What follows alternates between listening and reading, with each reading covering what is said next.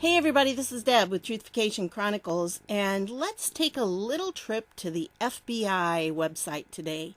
And this is the press releases so you can see what the FBI has been up to. Well, if you look here, you can see lots and lots of press releases coming out. Different things, here's one that was just named Executive Assistant Director of the Information and Technology Branch. This guy, Michael J. Driscoll, was named Special Agent in charge of the Criminal Division for the New York Field Office. So, lots of stuff like that. Something that's very interesting is, if you want to, you can go and find the field office closest to you, and you can sort out what's been going on in your area. So, like, for me, the closest one is, it could be Chicago or Indianapolis, whichever, so I chose Indianapolis. And you've got all these different things going on. 10 additional Latin Dragon members charged with racketeering conspiracy, including 5 members charged with involvement in 4 separate murders. Highland, Indiana man sentenced to 30 years in prison. And, here's a couple that are a little closer to home for me. Elkhart, Indiana man sentenced to 120 months in prison. Mishawaka, Indiana man sentenced to 41 months in prison.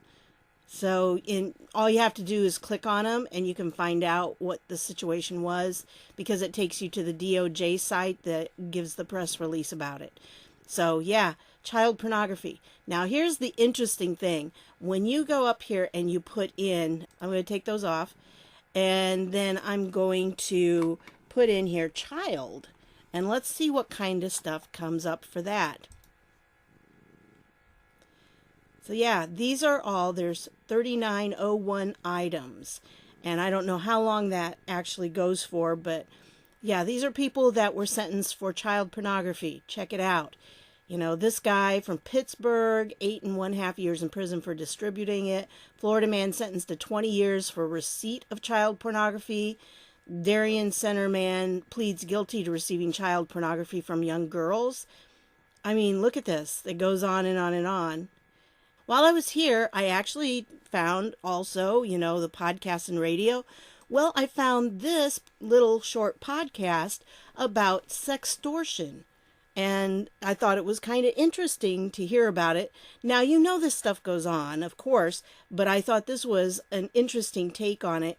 And basically, it says that they're seeing a significant increase in activity involving sextortion, a federal crime that happens when an adult coerces a child to produce sexually explicit photographs or video of themselves and then send it to them over the internet. And then the adult uses that to harass the child, to blackmail them essentially into doing things and to sending them more. So, this says Violent Crimes Against Children and Human Trafficking Assistant Section Chief Brian Herrick says the volume of child pornography is increasing, but so is the percentage of successful prosecutions against criminals producing it. Now check out this, and this is what the podcast says. It's just the audio, but this is the transcript of it. We're prosecuting 60% more people for the production of child pornography than we were 5 years ago. 60% increase. So don't say nothing's happening, folks. Things are happening. We're just not hearing about it in the news. And it says the FBI is also seeing high numbers of victims in its sextortion cases. Troubling thing that we're seeing in these cases is that when we arrest the subject, we're finding they're not just extorting 1, 2, and 3 kids, but they're extorting 30, 40, 100, 200, 300 kids. Okay, that's why I wanted to bring this to your attention, because, wow, this is huge. And if you're a parent, or if you have children that you take care of on a regular basis, you need to know about this. This is really incredible. And there's an article here that they have, and this is, more about it. Youth face a risk of sextortion online. And, there's so many ways this can happen. Check this out. One victim was a 14-year-old boy from West Virginia. Another victim from Michigan was only 12. Yet another was a 17-year-old girl from Ohio who attempted suicide in a desperate try to escape the situation. So this is something very serious. In total, the FBI was able to identify 20 young people who were harassed, threatened, and sexually exploited online by an Indiana man who had served as a youth minister in his community. So, yeah, I mean, when the FBI arrested Richard Finkbeiner in April 2012, the 40-year-old had more than 22,000 videos of webcam feeds, much of it sexually explicit content that he had obtained from young people nationwide. Investigators believe he had dozens more victims that they could not identify, perhaps hundreds more. That's just so sad. And, you know, the Finkbeiner case is one in a long list of sextortion cases that have been investigated or prosecuted in the last 2 decades. So, no, it's not just happening under this administration. But as you saw from the statistic before, 60% is the increase that they have in prosecutions now. So, in the last 5 years, well, most of that has been under Trump. And, you know, this is just, that's actually a video of the podcast. So if you want to watch the video with Special Agent Brian Herrick in it, and it's really short, it's just a minute and a half or so. Anyway, this is something that's very distressing to me. I have a lot of nephews and nieces, and you know, they use technology all the time. They're playing games, they've got their cell phones, and this kind of stuff could happen to anybody, any kid. It can happen even to adults. So this is something to be very aware of. The perpetrators employ gaming platforms, social media, and dating and video chat applications to reach their young victims and use any number of ploys, from pretending to be a romantic interest, flattery and attention, offers of money or other items of value, or threats to coerce the child to produce an explicit image. Once the perpetrator has a single image or video, they will use threats of exposure or other means of coercion to make the child produce more and more images and even more explicit material.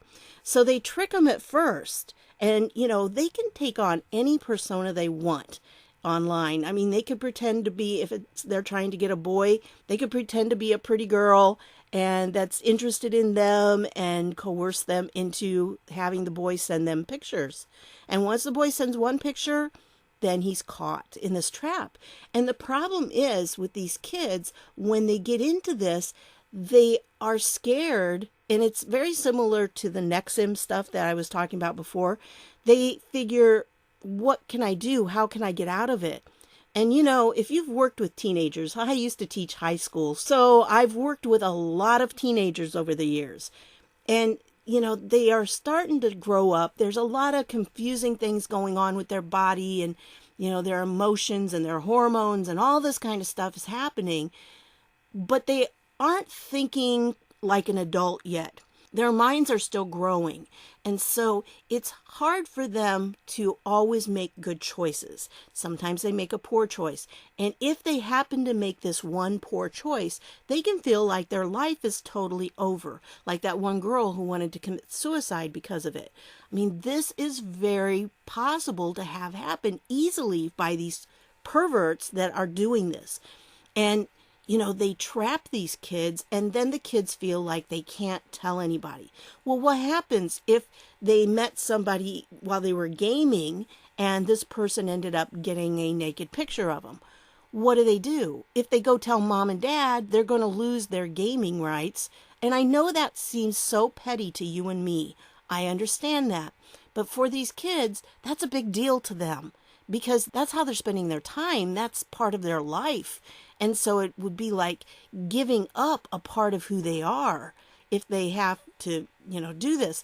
And if they tell their parents, that's what their parents would probably do, is take that away from them.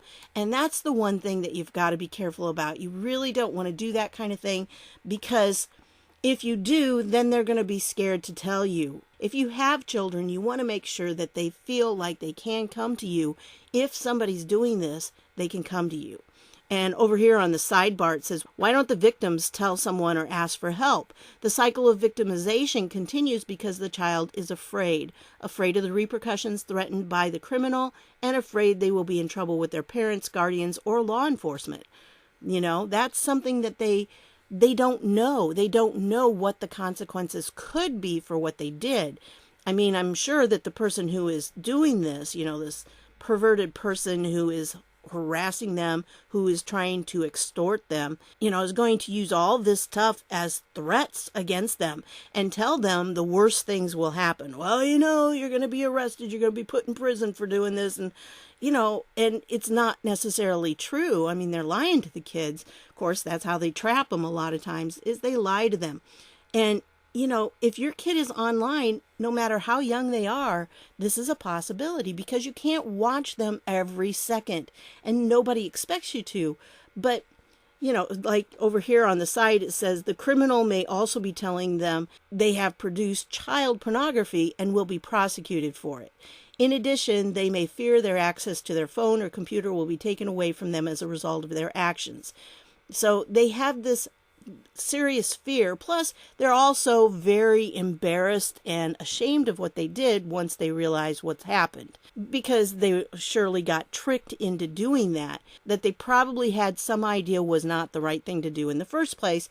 But it's easy enough at that age to be tricked into doing something like this.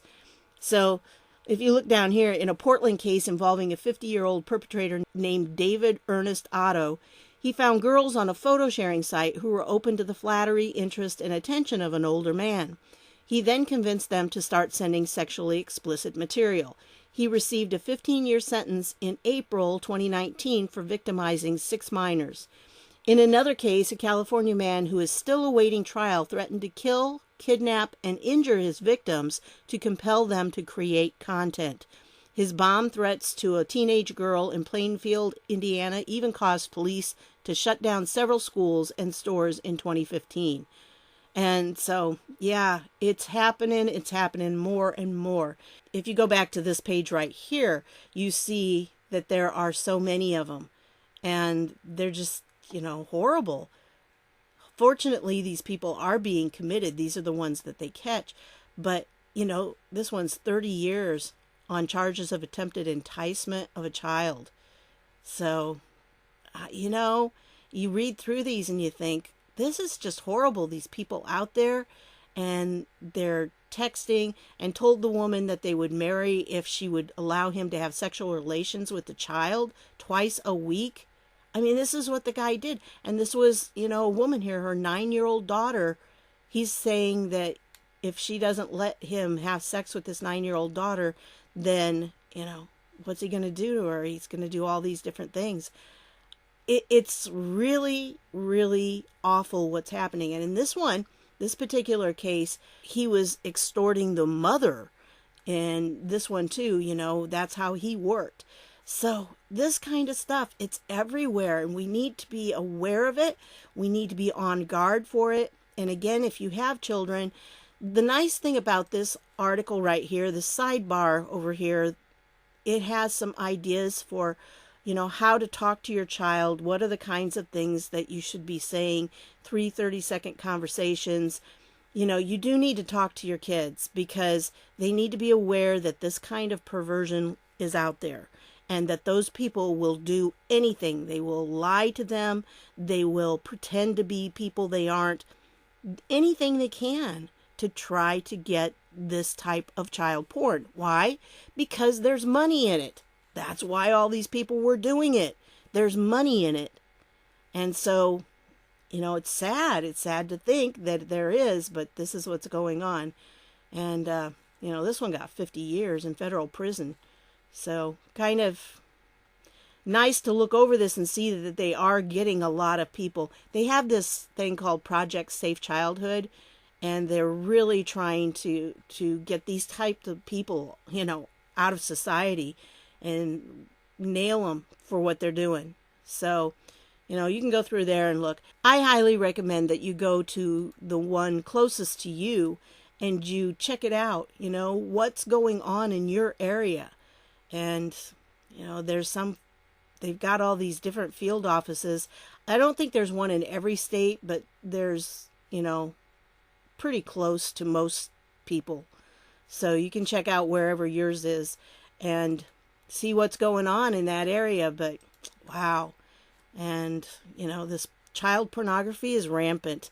And make sure that you talk to your kids about sextortion and what it is and how they can keep from being at risk. It really does depend on you talking to them, bring up the subject, because they're not going to do it. And by the time that they know what it is, they could be very deep into it. And it can literally destroy their lives. So you really need to be aggressive in that. I know as parents, it can be hard sometimes to talk to kids about this, but you need to open up the dialogue. This is something that you can't just stand back and hope it doesn't happen to your kid, because it's happening more and more. And when they have their cell phones and their gaming and everything, and you can't be there every second of every day. So you need to teach them how to defend against this, how to recognize these kinds of people when they're being approached. So, that's what I've got for you on this one. I know, again, another tough subject, but I really wanted to share this with you because I think this is an important thing. And if you're a parent or if you have nephews and nieces, you really need to make sure that they understand these are the stakes. And it is something that later down the road could really affect your life. I mean, look at all these people in Trump's administration that all of a sudden things they did 20, 30 years ago are now coming out. These decisions they make as a young person are going to affect them for the rest of their lives. So talk to them and give them the tools they need to be able to avoid this happening to them. Okay? So that's what I've got for you on this one. I want to thank you for stopping by, and I'll see y'all later.